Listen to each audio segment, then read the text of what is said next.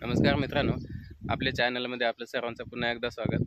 बघा, मी आलो होतो इकडे माळा खाण्याला आणि आज मला दिसलेलं आहे मोहोळ, म्हणजे मधमाशीचं पोळं.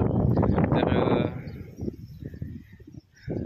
चला बघू ते कुठं आहे आणि कसं आहे. तर मी तुम्हाला ते दाखवतो. मला ते काढायला जमणार नाही कारण आज मी एकटाच आहे आणि ते फक्त मी तुम्हाला दाखवतो. काढायला खूप रिस्की आहे, तिथं हात पण पुरत नाही, तर सुद्धा मी दाखवण्याचा प्रयत्न करतो. आणि आता तुम्ही माझ्या हातामध्ये सुद्धा एक बघू शकता. हे बघा, हे काढलेलं आहे. तर याच्यात जे सफेद सफेद दिसतंय ना, याच्यामध्ये मधमाशीचे अंडे आहेत, म्हणजे नवीन पिलं किंवा नवीन ज्या माशा आहेत त्या जन्माला यायच्या अजून, तर त्या आहेत याच्यामध्ये. बाकी निघून गेलेले आहेत. तर बघू शकता, हे फक्त खालचं आहे, वरचं जे मधाचं आहे ते तुटलेलं आहे. तर अशा प्रकारचे खूप मोठमोठे पोळे असतात या मधमाशीचे. तर हे आहे आग्यामोहोळाचं पोळं.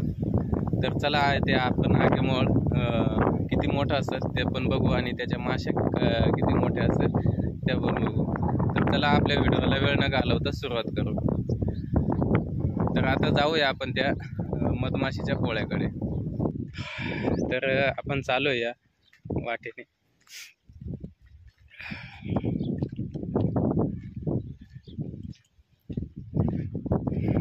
तर इकडे पण बघू शकता तुम्ही, अशा प्रकारची झाडी आहे आणि गवत पण आहे.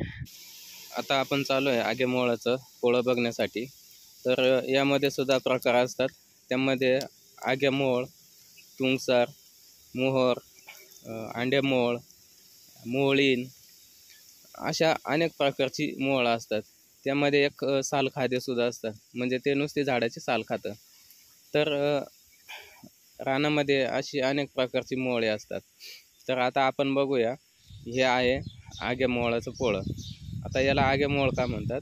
कारण याची जर जास्त मध खाल्लीच तर पोटामध्ये आग होते, म्हणून याला आग्यामोहोळ म्हणतात. तर तुम्ही बघू शकता की याच्या माशासुद्धा खूप मोठ्या मोठ्या आहेत. आणि इथं हे एका बिल्डिंगला बसलेलं आहे. बघू शकता तुम्ही या माशा किती मोठ्या आहेत.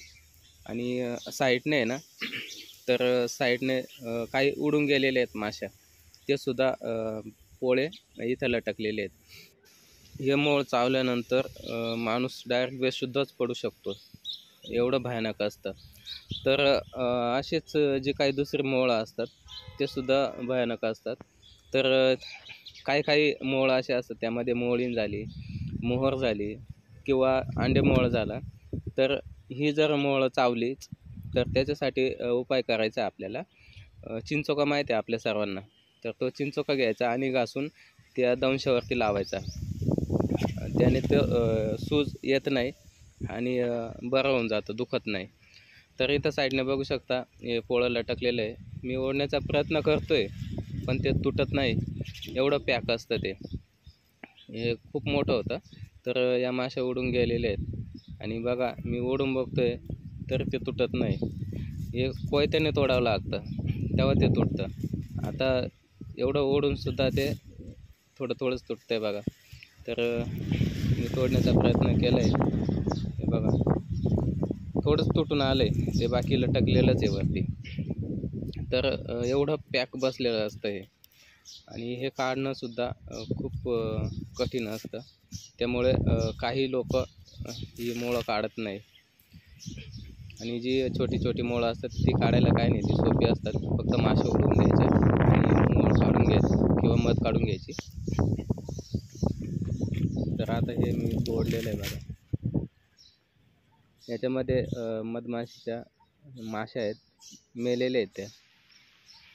हे बघा, तुम्हाला ब्लॅक कलरच्या दिसत असतील, या माशा आहेत ते मेलेले आहेत. अशा प्रकारची या बिल्डिंगला खूप मोहोळं बसलेली आहेत. त्यामध्ये इथं एक जे आपल्याला दिसतंय ना, तर याच्यामध्ये अजून मध तयार झालेली नाही, हे आता नवीन बसलेलं आहे.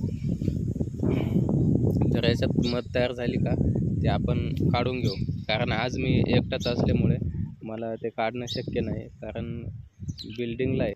पुढच्या वेळेस जोडीदार असला का आपण नक्की मोहोळ काढून घेऊ. तर मित्रांनो, तुम्हाला हा व्हिडिओ कसा वाटला कमेंट बॉक्समध्ये नक्की कळवा आणि आपल्या चॅनलला लाईक करा, सबस्क्राईब करा आणि बेल आयकॉन बटन दाबून ठेवा, जेणेकरून असेच नवनवीन व्हिडिओ मी तुमच्यापर्यंत पोहोचवत राहील. आणि हो, हा व्हिडिओ जर आवडलाच असेल तर आपल्या मित्रांना नक्की शेअर करा. तर भेटूया पुन्हा एकदा नवीन व्हिडिओसोबत. तोपर्यंत धन्यवाद.